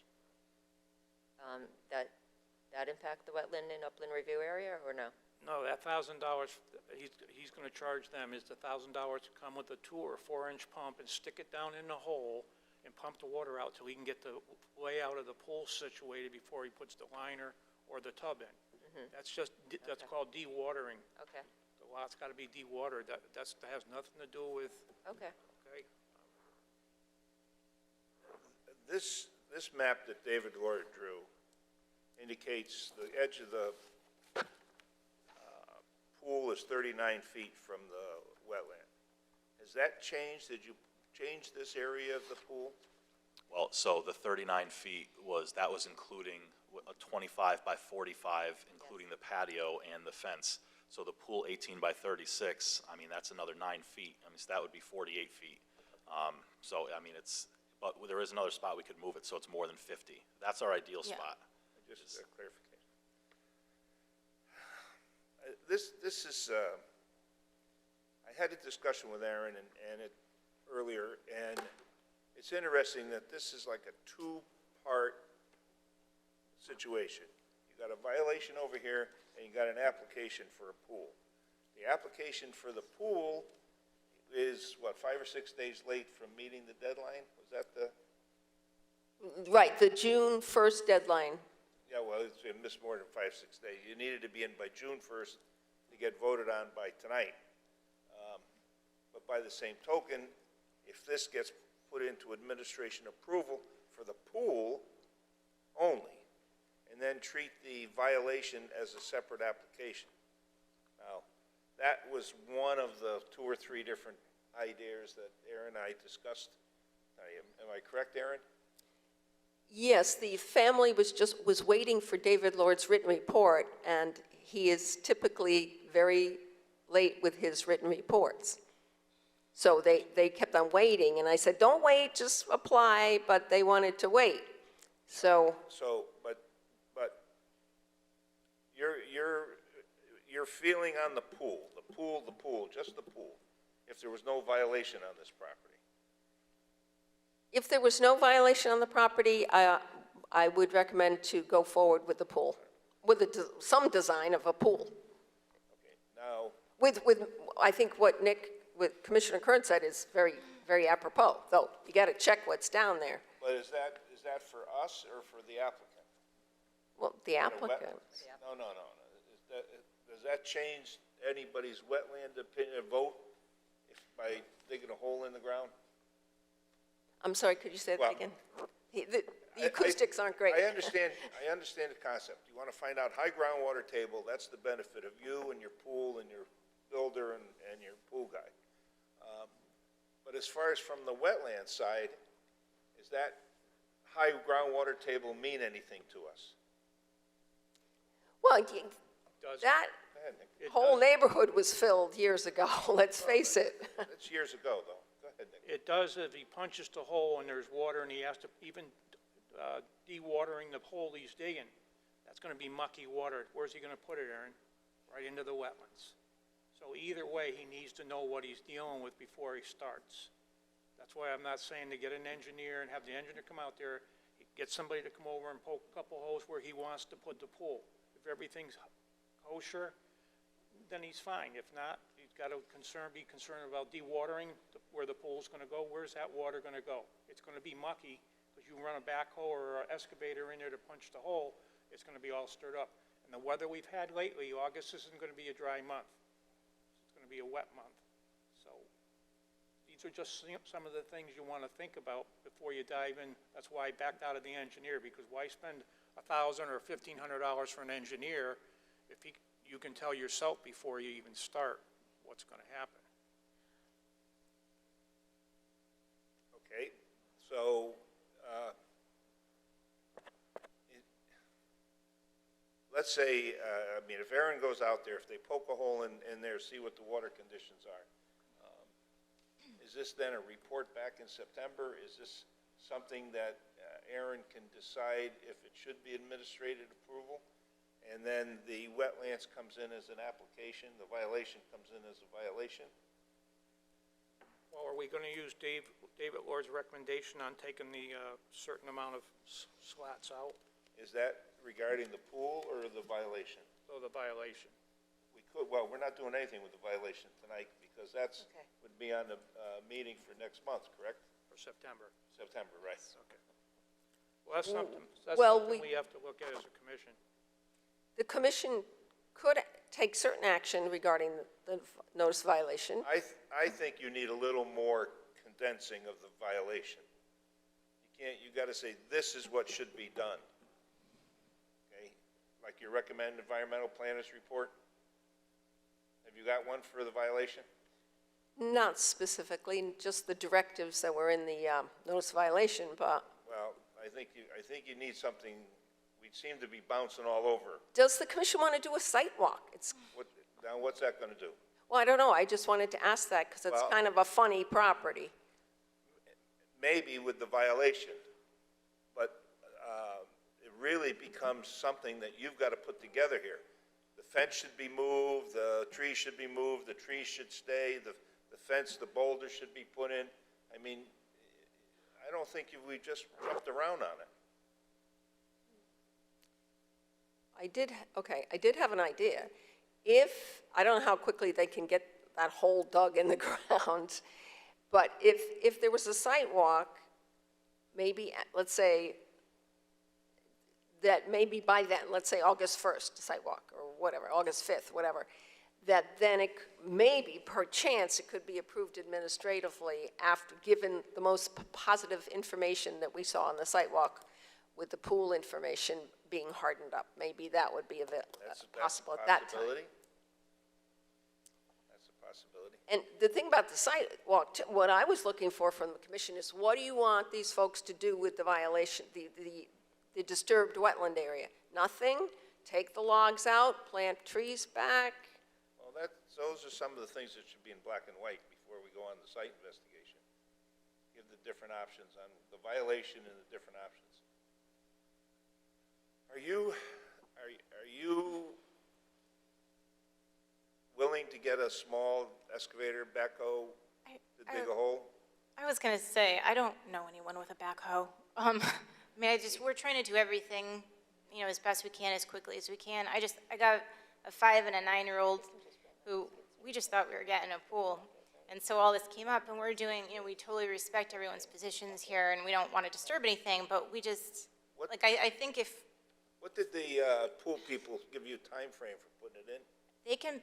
it would have already been in. They've applied for a building permit, which has since expired. If we are granted approval tonight, they're gonna apply, and it's my understanding, it takes about a week to get that building permit reapproved, and then they'd be out. We could have the pool by the end of July. They're ready to go.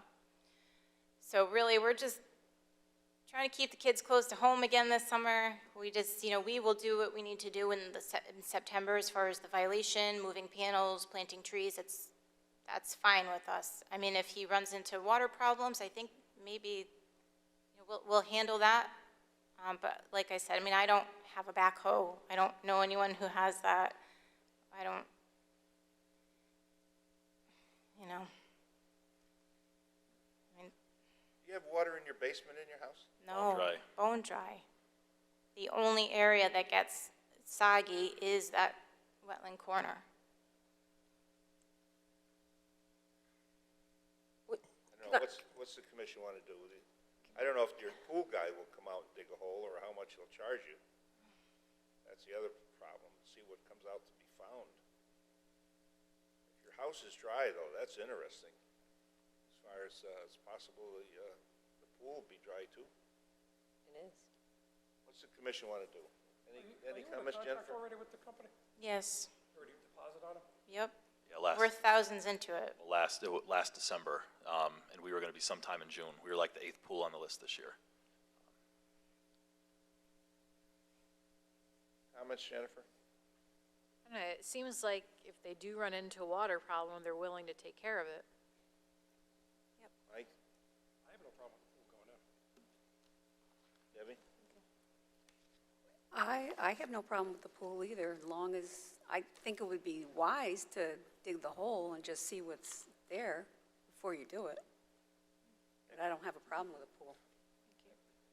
I have no qualms about the pool. I'd like to see you have the pool before the kids go to college. It's, I don't know of anybody, I don't know any other, my thought would be to have to punch the hole to see what you got there before you go any further. And maybe he'll come out with this machine and poke a hole for you, just because if you've got a contract with him, just say, hey, and if he pokes a hole and it's dry, then the rest of the commission feels like administrative approval is good, then we can go with that. That's my suggestion, but Ally's talking about an engineered print, because we're not really.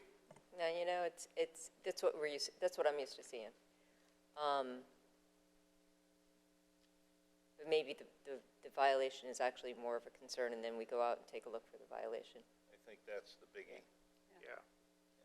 I mean, if you're gonna poke a hole they're already under contract with the pool, and he's gonna come out and dig and then deal with whatever's there anyway.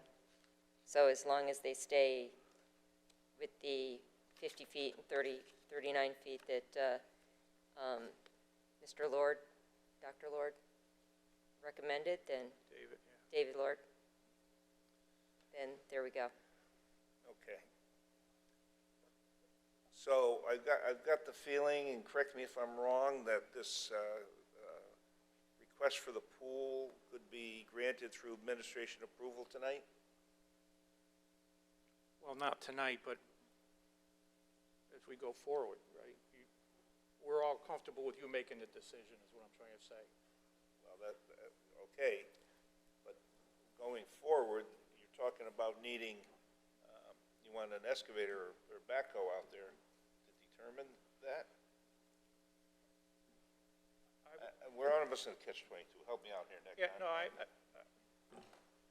think if she's got a contract with the pool guy, I'm sure he spent the money already on what she gave him. He should be, in good faith, be able to come out and just say, hey, the Wetlands Commission says they want a hole punch to make sure that the pool can go where we talked about putting it. And in good faith, I think he should come out and poke a hole, because most of them pool guys have big machines and they have little machines. So he's got a little machine that will go down 6 or 8 feet. He can put it on the back of a small dump truck and bring it up there. It's probably going to take him longer to drive up there with it than it is to punch the hole. And I don't see anything wrong with administrative approval if he goes out there and where you're digging to put the pool in, it's dry, there's no water. Yeah, it's suitable for your pool, then it's a go. The administration approval, then while he's there, he can go ahead and finish the rest. These guys are fast. Your pool probably won't take more than 3 or 4 days to get the whole thing in. Could I ask, Mr. Petrosky, did the pool man tell you how deep the pool is going to be, and then under that, does he have to put a foot of gravel or something under that, or how deep is the whole affair? It's gonna be no deeper than 6 feet on the deep deep end. I'm not sure how far below that he's gonna go, but it's gonna be anywhere from 3 feet in the shallow and 6 feet in the deep end max. Might even be less than 6 feet, could be 5.5. You gotta remind them very carefully where the spoils go, where the fill coming out of the hole does not go. Oh, yeah, he's well aware of everything that's going on. Okay, how's this sound? Now, I don't understand, the pool permit has expired, it's only good for 1 year? It wasn't even, I don't really fully understand that. He had a building permit, and he said, we're good to go, I have your permit, we just need Aaron's approval, and that Okay. was back in May, April? Yeah? And then I checked with him a couple weeks ago or so. I said, like, if they approve it at this July hearing, what's the timetable to get the pool in? And he said, well, I have to reapply for that permit because it's expired, and that will take about a week, and then we're ready to go. Is that So true, Aaron? I don't know how they usually work. Is that true? I don't know. That a pool permit expires? I've never heard that before. They didn't sign off, it was just an application. It wasn't approved. The building permit, the building department hasn't approved this pool. They look for my approval first. So it's on hold. As far as I know, it's in limbo right now. But apparently, maybe it does have an expiration date, I don't know. All right. But I would like to say something, if we're gonna go forward with how things are looking here, that the hole is dug, and at that time, an administrative approval would be considered.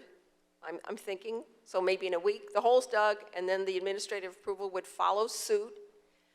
But what I'd like to ask for, a drawing, and they can use, we can doctor up my drawing, we can improve on my drawing, that would show where the spoils are gonna go, erosion control around the whole thing, an access route so people don't start driving in that wetland on the lawn and things like that, you know, some kind of to control the situation.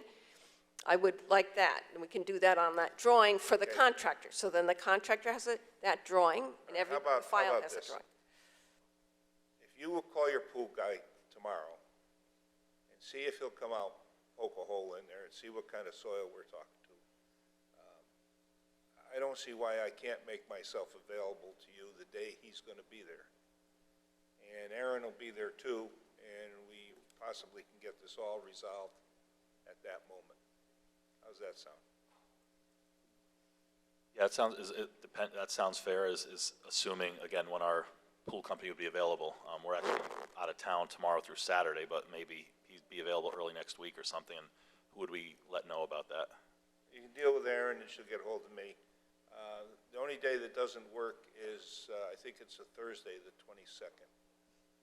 Okay? But, So you want to be there when the hole is actually dug?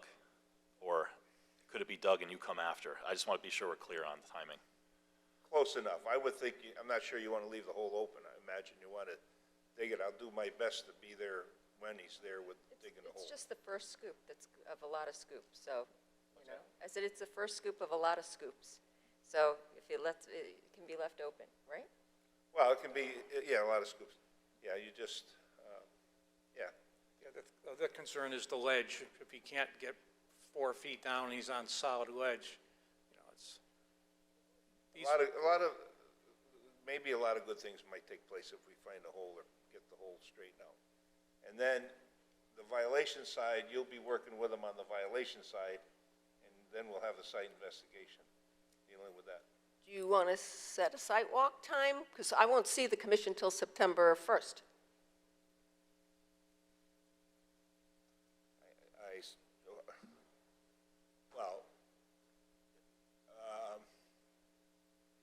You don't want to make it too soon because you got to scratch out a couple of maps and a couple of different little things. I don't know if the site investigation is good for 2 weeks from now, 28th, first week in August. Let's go with the first week in August. First week in August?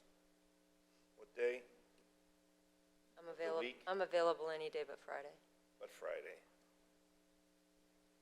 And what time of the day? 5:30 number? Aaron, you'll remind us with a letter? Yes, and what day are we picking? I think so far it's any day. I guess anybody got a preference? How about Wednesday? Wednesday. Let's do a rain date too. So Wednesday, First week of Third. August, Wednesday. the 3rd, and a Fourth, rain sorry, date. The 4th, it's the 4th. Thursday, this is a rain date? Well, wait a minute. The 3rd is the Tuesday, the 4th is a Wednesday. Right, it's the 4th. So the 4th is the rain date or the main date? Oh. Let's do it as the rain date. Let's do the site as the date is Tuesday, and then the next day will be the rain date. How's that? So Tuesday the 3rd, August 3rd. Tuesday, the 3rd at 5:30. Okay, and the rain date's next day. And to be clear, that, we're separating the violation from the pool Correct. Right. Right, approval. and that, this is for the violation. Yes, for the purpose, we have to set a purpose, so the purpose is to observe the site regarding the violation, okay. Okay. Can I just ask a question, just so I'm clear? So if Al, the pool guy, comes out and he digs this hole, and you're present, and Aaron's present, and we say, okay, we're administratively good to go, we're good to go that day, or do we have to then wait for him to submit a drawing? No, you're ready to go. Okay. Because I'll have the drawing by then. And then, I'll put it together. but then they have their permit, they'll have to, the Oh, permit's right. not cleared. No, we'll be set, but yes, then you'll have to get a building permit. Correct. You can get that the next day. Or you can even apply before and get it ready, get it in line. Well, Aaron, you indicated that it's probably on hold in there, that the hazard is waiting for a wetland comment. Right, but at this point, it needs my drawing stapled to it. Okay, All right, whatever. all right. I'm sorry. I appreciate your time. Government red tape. Okay. I hope All the right. kids weren't too bored for that. Okay, Aaron, this is, I guess it's an application, after-the-fact drainage improvements, application 821, 7.190 Mansion Road. Now, you've got some information regarding this? Yes, and I think the owner is present, I think, yeah. Okay, so this started out as a notice of violation that I got an anonymous complaint that somebody was using a backhoe in a stream or in a stream and doing stuff. So, and the notice of violation went out, it wasn't, I misspoke. It wasn't a notice of violation that time. It was a letter, possible unpermitted, unauthorized activities, because I didn't get permission to go on the site. I didn't want to walk on this site. I didn't know what was going on, so a letter went out. There was a little delay because the owner had subsequently bought a different house, so it took him a while to get the letter. So, and you guys got copies of the letter. It went out in the June packet, and it shows photographs that I took before the vegetation came out, so probably before the leaf out. All right, so that went out. Then the owner came in. We had a 2-hour discussion. We discussed the unpermitted activity, and then we discussed his plans for his acreage, because his new property is 8 Bray Court. It abuts the 90 Mansion Road. So altogether, I believe it's about 27 acres. He's got 4 or 5 ponds. He's got a bunch of streams, and he's got lots of plans.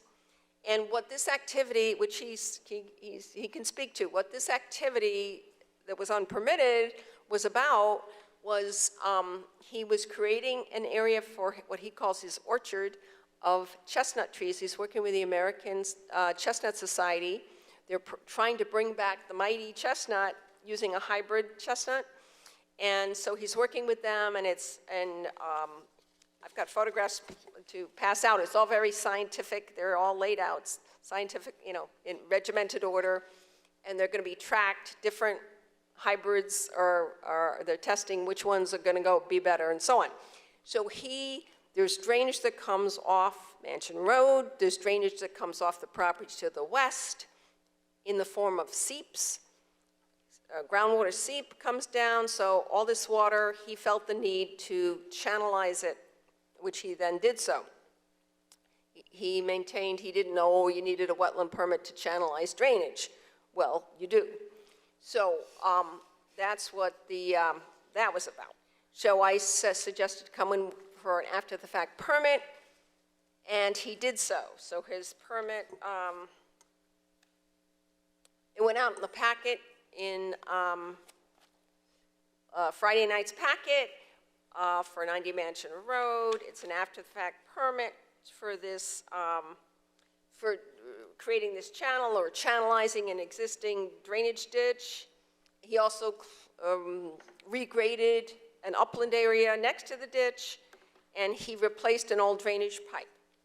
I've got a lot of photographs. I then went out to the site with Mr. Hansen and his wife and his friend on June 18th. So I've got, if I could pass around a whole bunch of photographs. What's the outcome? Well, the work is done that he's asking for the after-the-fact permit, that application for. That work's all done. There's a teeny bit of erosion, but only like 6 feet of it. Basically, all the weeds grew in, and there's no erosion for me to be concerned about. The water flows down gradient to a big old farm pond, big, like, I don't know, 2-acre farm pond. So I'd like this to be approved, the after-the-fact permit just retroactively approved. But separate from that, Mr. Hansen is going to be coming in for a lot of different activities because he has a lot of water resources on his property, and he wants to bring back the old farm that was there. And he's looking to dredge the pond. Unfortunately, as he can explain, with last Friday night's storm, with Tropical Storm Elsa, he lost his dam. It punched through the dam, which we had a lot of effects all over town, which I'll get to some of them later. So he's now got that headache to deal with. This is a DEP certified dam, low hazard rating, but he's got to repair that dam. It's not, he's got to do it. It's only a matter of when he can do it. So I will be meeting out there. I did discuss this with the Southwest Conservation District. That's the farming, the agricultural aspect. And with the NRCS, because of the agricultural aspect here, farm ponds, chestnut orchards, he's got chickens, different things going on. So basically, the work that he did, that he needed a permit, it's not causing any problem. No. It's fine, so basically you're recommending to approve this after-the-fact permit on what he's done already? Yes. Okay. All right. So, I don't think this needs a significant activity then, if it's already been done. So, I'll entertain a motion to approve an after-the-fact permit.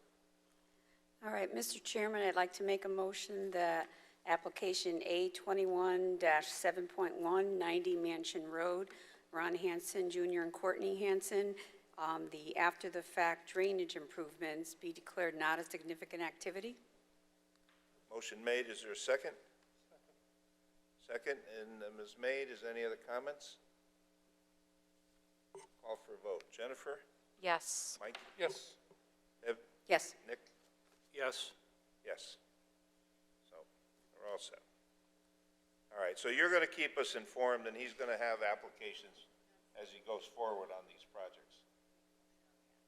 Correct? I'm sorry, the recording secretaries, I couldn't hear both at once.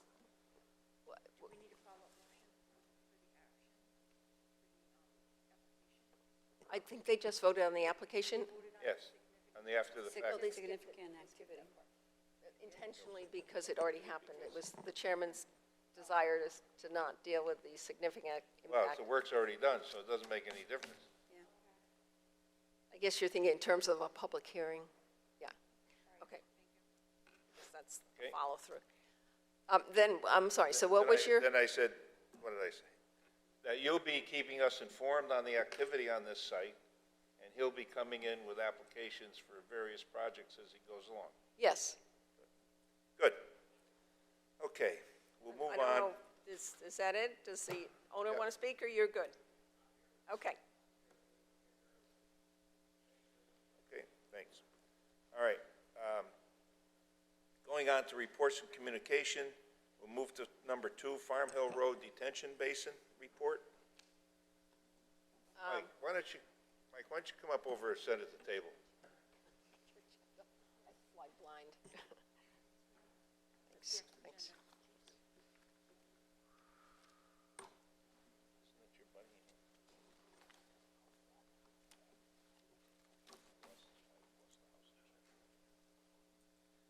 Okay. Farm Hill Basin, Road Basin. Pardon me, if I could have your full name, please? Michael Votto, V-O-T-T-O, Thank you, and do I have the address already? 377 North Elm. Thank you. All right, so there was a meeting. I actually contacted the mayor's office saying, what's happening? Let's have some movement here. And there was a meeting in the mayor's office with a bunch of departments about this, about the Farm Hill Road Detention Basin, which is, it's been a matter of discussion for quite a while. And it's not an easy resolution, but here's what the upshot was. The upshot is the Director of Public Works, Rob Baltramitis, was directed to write a memo characterizing the history of the project, the chronology, where we are today, the condition of that detention basin, and why it has to be, it's the town's responsibility to maintain it, why that's true, and how the town intends to go forward with maintenance. He'll present all, it's a lot of information in a long memo, and this is expected shortly. And when this is approved internally, it will go out to the neighborhood, it'll be made public, and the neighbors will get a copy, and we'll proceed from there. Okay. North of Farm Hill, that watercourse that's south of Farm Hill, there's a watercourse north of Farm Hill. Yes. Because but it's been piped. They tell me that it's been piped. The backyards are piped. It's not open anymore. Without a permit? Without a permit. Who would do that? How many properties are involved, do you know? 1, 2, 3, 4, possibly, maybe 5. Wow. Okay. Okay. That was all a swamp all the way down across Elm Street. Do we know when it was piped? No, we don't, because I do remember when it was open. Okay? Pipe wasn't originally in the plan, I don't believe. Maybe my information is wrong. I was not in the people's backyard. But that was a full swamp right across the whole length of North Elm Street. In fact, the farmer one time 100 years ago blew a trench through it with dynamite. And he told me that he didn't need a cord for every stick because the water acted as the conductor. Blew the trench right through. So that's something that you ought to investigate, or Rob investigate, to see what happened to that area behind those houses. That basically runs from the other Di Natale property that we looked at for a violation like Yes. 4 or Yeah. 5 years ago, all the way down to the Farm Hill Road near North Elm Street. There's a lot of properties involved. No, well, where the water comes from, actually, The is water doesn't show there anymore. Maplewood Avenue, connected with Maple View Avenue on East Main Street. And there was a road that went right over the hill, and that's where a massive amount of water, that's So where the water comes from the wetland behind Community Pool. No, that goes a Still different no? way. That water goes a different way. You want to go to the east. Mike, are you north or south of the Farm Hill Road? Or south? South of the pond, too?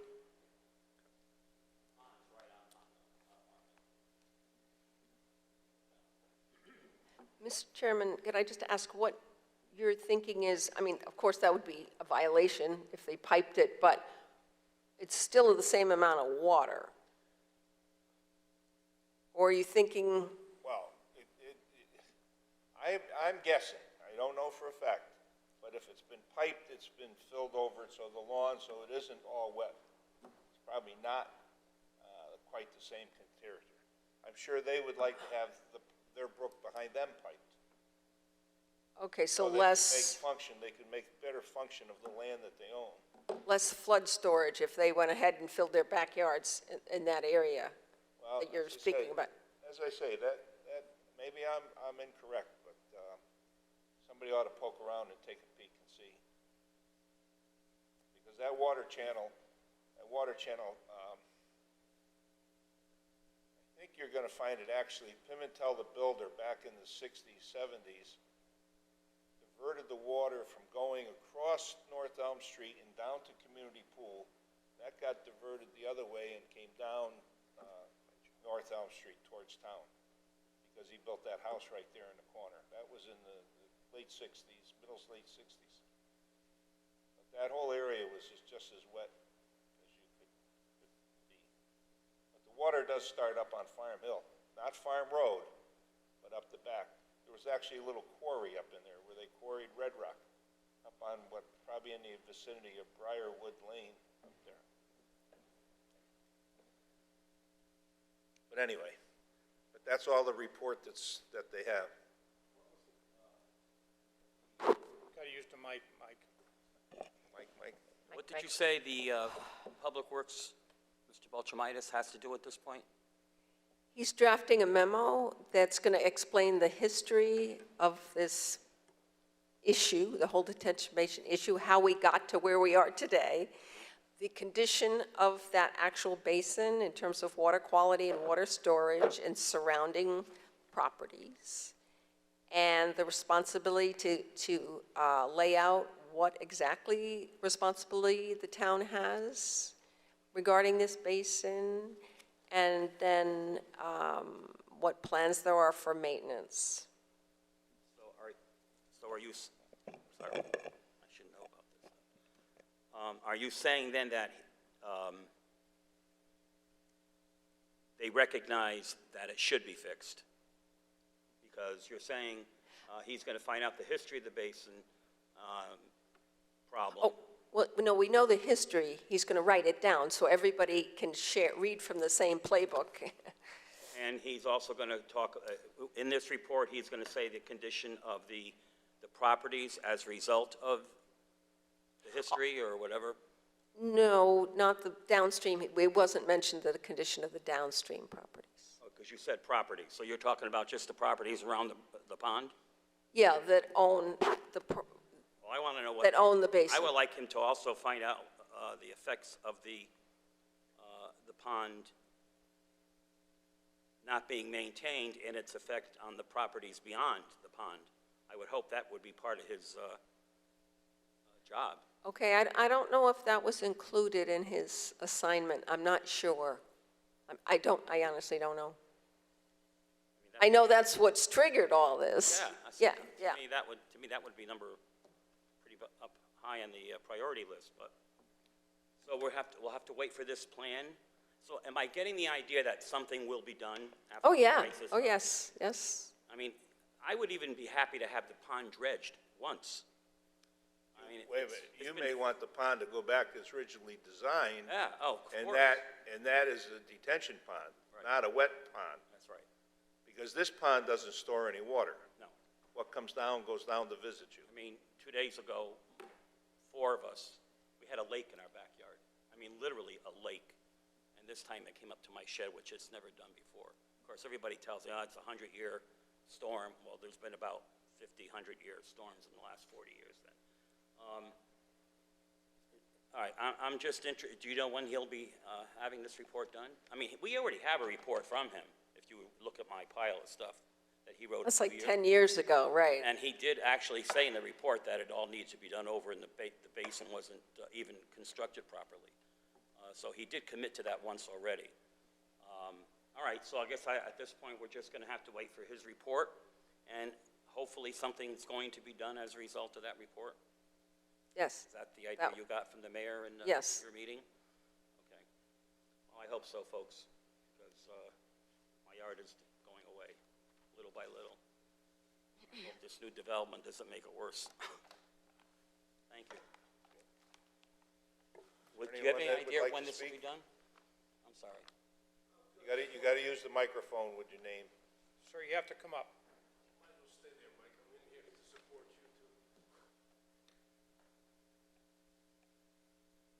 Good evening, Michael Mancino representing Joe Mancino, next door to Mr.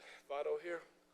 We're concerned with the water also in the fact that we have residual water there, and it's just staying there, and most likely our fault, most likely downstream of us, nobody's cleaning the way in order for the water to keep flowing. So it backs up, and then when you don't have that retention pond doing its job, we end up with a massive flood.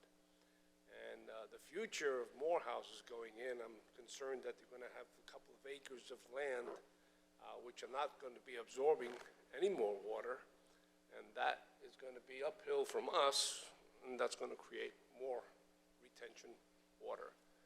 That's my concern, our concern. There'll be more letters drafted to your office. They're in the process of being drafted now by the neighbors. It's our concern. So, The application's already been approved. understand. We made a big issue, I had a big discussion on, there's a ridge coming down that slope. And their housing project is uphill from the ridge, and the water, any increase in water from their project should stay on the east side of the ridge and travel to the south, to their property to the south. So there's no connection between their retention pond and our flow? No, None at all? no. Their retention pond crosses under Hill House and goes right on to what the address is 231, which they own also. But I got the feeling that they would be accepted to possibly dredge that brook, that stream, providing they weren't trespassing on anybody's property, which means That would be amicable. permission slips from the owners. I'm sure that The that fact would that not they're gonna be a have a problem. contractor there with a small excavator, I'm sure. Yeah. So that's a possibility as you go forward. Well, it's a health issue as far as we're concerned, because we do have the West Nile virus, which has affected our area in Wallingford, and right behind our houses, when we have little kids back there. We don't need that stagnant water. And anything that will add to that stagnant water is a health violation as far as I'm concerned. Never mind, anything else. So I'd like Just that explain addressed. ridge, what will that be made of? What is that, cement or? So I guess it's a natural terrain coming down. It's not a slope that goes down straight. Apparently it comes down, it's got a bump and goes down from there. So that thing had two watersheds. Half the property came down to your stream, the other half stayed on the ridge and went south. So it's a ridge, it's just a, Just the terrain. In fact, you Just the probably terrain. go up Hill House and and see you it think yourself. that ridge will hold the water back? Well, that Probably rock. Well, he said that the ridge is going to, all the water to the east is going to stay from the ridge over, and then he's going to pump or pipe all the other water on the west side is going to be piped over to the east side too, and then down into the Choate property. So you'll see you won't see any more water around there. It's going to be south of where this whole thing is going on. But they're trying to, push it away from Elm Street, and so when he says ridge, he's talking about the design of the topo. And some of the properties beyond the brook, way down by the Choate house, it's still swampy. Yeah. It's not a lawn. But my neighbors, maybe 4 on both sides, it's a lawn. And it's just getting destroyed. I mean, everything died on that. I had vegetation, grapevine, bushes, trees, and everything else, just too much water sitting there. Now, I don't know what it was like years before I was there. I know it was a chicken farm. You might remember that, SciTech someday. I don't remember the chickens on SciTech. I do remember SciTech. One of the coops is still there. And Anyhow, Casaba was next door going back up. okay. Any help with the water flow would be great. Any help at all.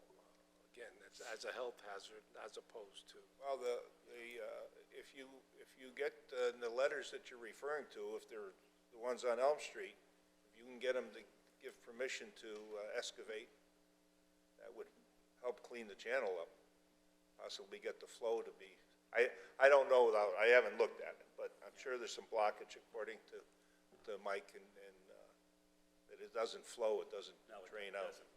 It I stays go in there with stagnant. a rake and try to clean it out, but if the people down the end don't. Well, Yeah. there you go. If you We get, get our end due, but unfortunately, whether they're not capable or. well, here's an opportunity to, if you get them to allow the contractor to go on there, everybody may win. Any time of day. Can I ask one question, Mr. Chairman, of the residents? If I may, do you ever see this stream in your backyards dry up? Never. No.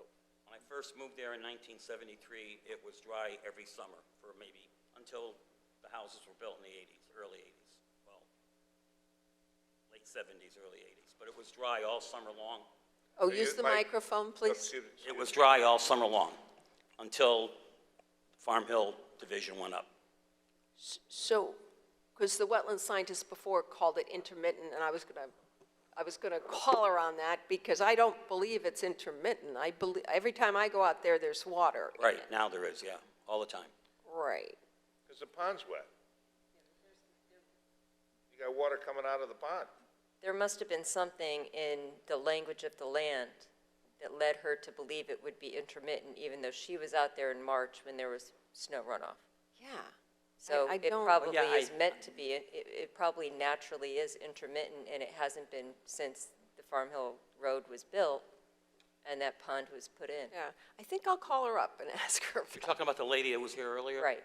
Yeah, Yeah. I kind of heard what she was saying, and I, with the snow, it's even worse. She did say intermittent. Yeah. No, it's never intermittent, it's wet all. All right, thank you. In fact, right now, after the rainstorm, it hasn't even gone down, which is unusual. She'll say it's not Usually it goes down intermittent after a couple anymore. of days, it's still high up there. But do you believe that if they fix that retention pond to be a retention pond to slow the water down, that you won't have as much impact? You'll have a slower release coming down the That brook? is my hope, yeah. And I think if they go back into the building permits, when we approved that, that was supposed to, We didn't approve, that was That was before us. before before the Wetland state? Commission. But the map is there, the state approved it. state, And there's an easement from North Elm still to go in there. I know, didn't they recently just clear the brush around the pond, I heard? They did Yes. clear brush. Yes, around the it. Public Works did some brush clearing of brush, yes. Especially on the north end. Right.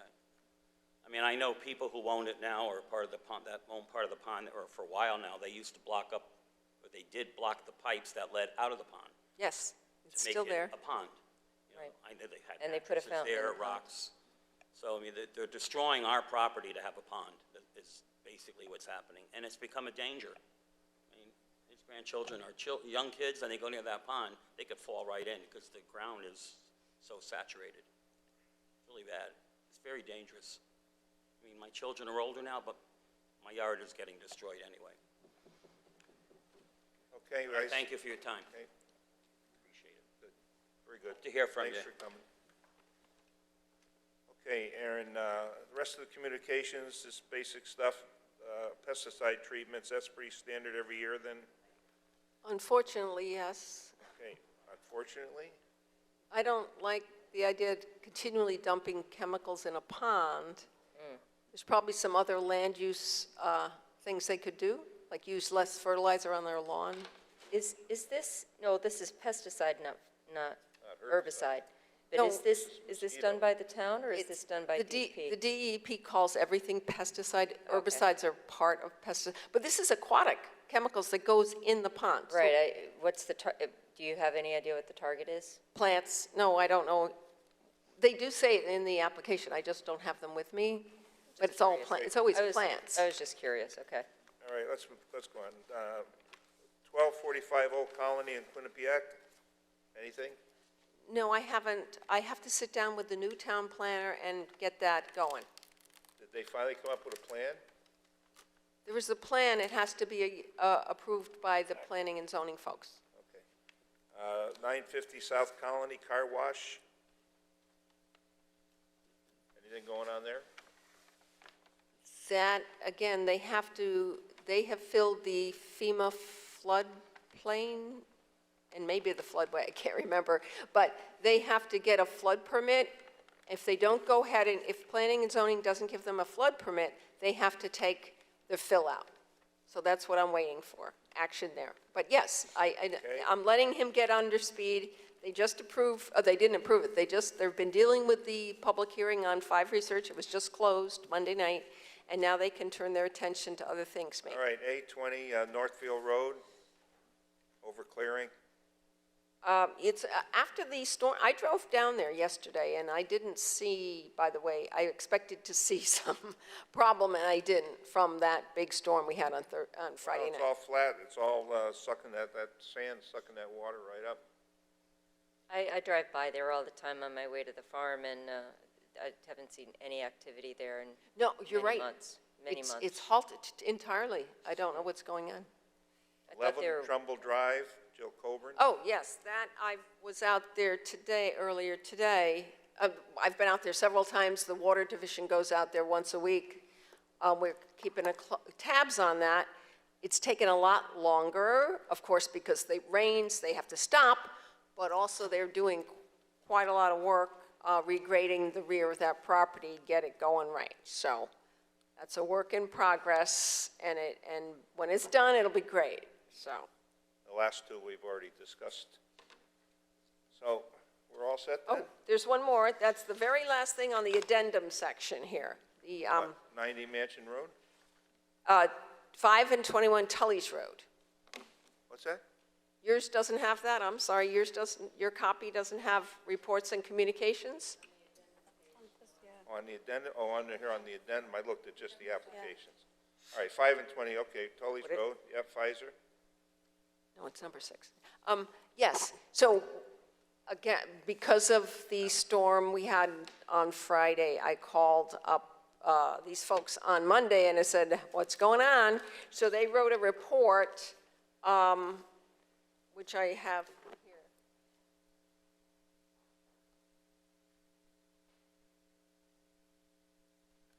They forwarded me a report tonight. I got this, they faxed it to me tonight. Because it's actually, I wanted the report, but it's a condition of their approval that after big storms, they give us a report of what happened. And so they did. And the good news is, I'll tell you the good news, they started clearing on June 23rd. That's when the project started. And they had met all their conditions and posted big bonds and all that. So they cleared the vegetation, then the trees that were supposed to be cleared and so on. They were just about to start, and put in the erosion controls, they were just about to start the removal of the contaminated material. They had not started. They had relocated the storm pipe, put in there, they call it a tide wall. It's boards that act as cofferdams. They put all that in, but they hadn't got one shovel full of the contaminated soil out. So that was the good news, because when the water came up, it came up halfway up that hill. If you're familiar with the property, it came up halfway up to the paved area, halfway to the paved area on top, and it would have been a lot worse. They were surprised how little damage it did, and they detail it in the report. Nothing got swept away. I said, did any silt fence get swept away? No. Did any of the tide walls get swept? No. So things did pretty good. A wattle, one of those silt sock wattles got taken across the site, but they fixed that. So that's pretty much, in a nutshell, they dodged a bullet because they hadn't yet started actual digging. Good. Yes. Did you come back to join us to share some more wisdom? Name and address for the record. If it's okay, I'd just like to put something on the record. Joe has always been... Name and address for the record. I'm sorry? Name and address. Michael Mancino, 14 Sunset Drive, Wallingford. We've been neighbors with Choate since 1990, and they've always been good neighbors. in the past, they've always notified us whenever they were going to do some construction or otherwise changes to the property. We were given letters. This time around, nothing was said. No neighbor. Mike was just here. He told you he just got a letter today from a lady who was looking at the pond.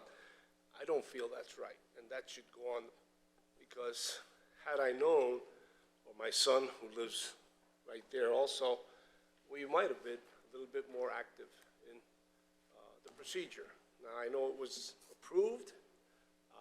I'm kind of disappointed in their procedure. I'd like that noted.